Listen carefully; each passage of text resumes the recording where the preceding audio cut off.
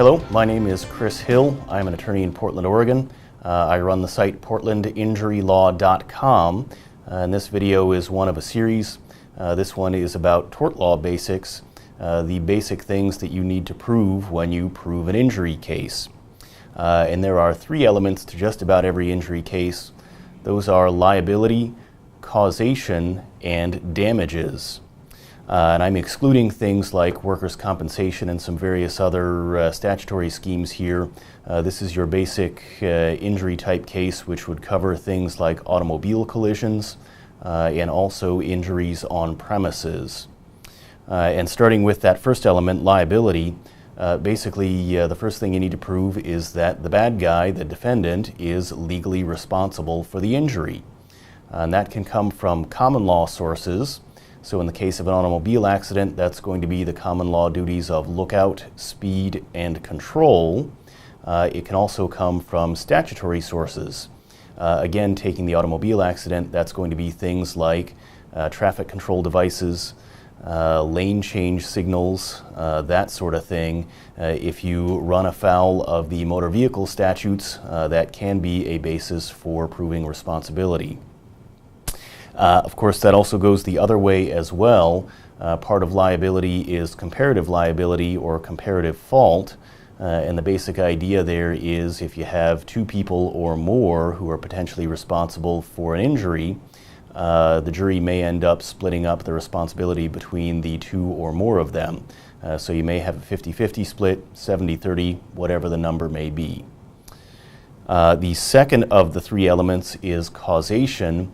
And that's where you need to show the bad guy's bad conduct was a cause of the injury. It has to be a substantial factor, something which is material and not insignificant, in the words of the jury instructions. There can be other things which play into it as well. For example, if you have an underlying condition that gets flared up or aggravated, that is something the law allows you to recover.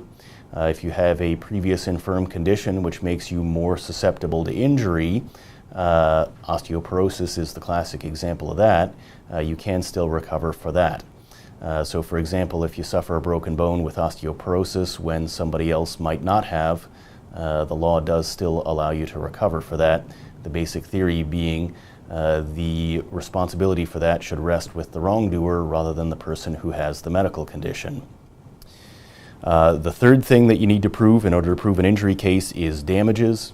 In Oregon, we break those up into economic and non-economic. Economic damages is going to be things like medical bills, wage losses or earning capacity losses, property damage, and a whole host of other things that are listed in the statute. Non-economic damages generally fall into two categories. The first one is pain and suffering. And the second one is impairment and inconvenience to your normal and usual activities. Also less common, but is part of non-economic damages, is scarring and disfigurement.